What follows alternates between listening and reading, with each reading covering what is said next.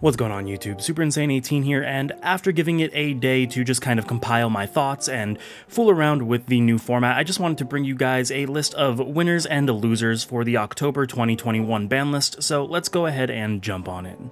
So, looking at this list, the biggest loser wasn't even a contender on the board, and that has to be pure Zodiac. The fact that we had Drytron banned last list and then now Barrage this list, I know that it was an attempt at hitting Tri-Brigade, but really pure Zoo is the only one that really suffered from it. The deck was barely rogue as is. I mean, really all that it had going for it was that you could play a very high hand trap or actual trap count and then go into Zeus to just wipe boards. But without Barrage, that's a loss in consistency, and there's just no other way to say it. Unfortunately for those pure Zoo players that are out there really isn't much that you can do to really play around the Barrage ban. I think it was a really stupid ban. I know a lot of people are up in arms about this ban list, but pure Zodiac is definitely the biggest loser from this list. Now, looking at the next loser, it's actually a meta contender. We have Prank Kids. The fact that Meow-Meow did go to 1 is definitely a very big loss in consistency for the deck. The fact that you can realistically only reliably do the 1-card Prank Kid combo once before you are out of your Meows is a little disheartening. There are certain cards that you can play to counteract that. I know that some people are looking into a Thunder Dragon Fusion variant, where you can then use the Thunder Dragon Fusion to search a copy of Nemesis Corridor. Nemesis Corridor will be able to recycle your banished Meow-Meow, but I'm not really sure how consistent that is, whether or not that should be the option going forward.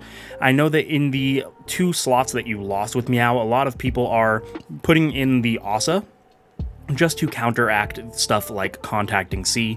And, you know, you can always still just go with the Predaplant version with a second Butler using the Thunder Dragon Fusion, even if you're not playing the Corridor, just to be able to make more than 1 Butler, since you're only able to double Butler once now. So those are some options that people are definitely looking into, but I'm not really sure where Prank Kid stands just yet. Losing to Meow is definitely a really big hit for them. And then the final loser, if you can even call it that, is going to be Tri-Brigade. The Barrage hit, in my opinion, really did not matter, but the fact that Tanki did go to 1 means that they lose some consistency, especially if they're playing the Zodiac variant. You now only have 4 copies of Fractal instead of 6, but if you want to still have the same Zoo count, you can just run 1 extra Zoo monster. Most builds were running just 1 Rat and 2 Thoroughblade. You can bump Thoroughblade up to 3. You can even play 1 Ram if you'd like instead. So technically it's a loser because it did receive the biggest hit on the list, having 2 of their cards hit. But I don't think it's necessarily a loser. I still think it is very playable and still a very good option moving forward. Now, moving on to the winners of the ban list, I think the biggest winner is actually Drytron. The fact that the only hit they received was Eva going to 1 is almost inconsequential. A lot of builds were running 1 Eva anyway. I personally think that 2 was the correct option because it just maximized the amount of negates. If you can have 4 negates that are guaranteed instead of 2, you're going to go for the 4. So it is what it is, but putting Eva to 1 realistically does not matter. The same 2-card combo of Alpha Zeta can still end you on a minimum of 5 negates, assuming that you're playing Appaloosa, because when you end on the IP, then you're going to use IP on your opponent's turn to make an Appaloosa, so you have your 2 guaranteed fairies from Eva, plus 3 negates off of the Appaloosa as well. You could potentially dig for more negates by using your Beatrice to send a copy of Drytron Delta, which will get you another draw, and you could always draw into another fairy. Now, another thing that we need to talk about when it comes to Drytron is the new Magic Key variant. The Magic Key variant doesn't even need to play the fairy control aspect of Drytron, because what you can do is you can actually just use your Diviner and something like an Iditen to make a copy of Zulkin, and then when you set your ritual spell, it will summon out a copy of Crystal Wing. You can then make multiple Drytron-Mu Beta Fafnirs, which will allow you to go into a Utopic Draco Future Draco, whatever that card is called, I'll put it on the screen, and you can also summon out the Magic Key Ritual level 4 that on summon will search you Magic Key Unlocking, which is a Spell Trap negate. So with that board, you're still ending on 2 monster negates and a Spell Trap negate, which granted is less negates than a 5 negate board using the fairy engine, is still very strong having 2 monster negates and a spell trap negate. It's a little more wide variety than just having monster negates, but Drytron is definitely the biggest winner of the ban list. Now, moving on to the next biggest winner, again, if you really want to call it a winner, is going to have to be Pendulum decks. The fact that we now have 2 Skull Crobat Joker and 3 Double Iris, I'm sure there are some nutty combos that Triff is gonna let's go over.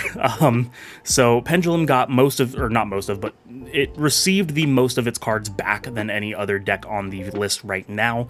So Pendulum is definitely something that we are going to probably see a rise in, considering that it got 2 of its cards back.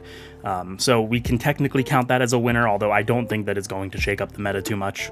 Looking at the last 2 cards that came back to semi-limited, we've got Danger Nessie and Emergency Teleport, which indirectly cause Phantom Knights to become a winner of the ban list, just because now you have more extenders, honestly. Because there were people that were already playing the Danger package for the level 3s, the fact that you can now run 2 Nessie means that you'll be able to either just get a free summon or search the 3s that you need, and Emergency Teleport is exactly the same. You can use the Psychic Engine using Psychic Wielder and Psychic Tracker, much easier now having more access to it with a second copy of Emergency Teleport.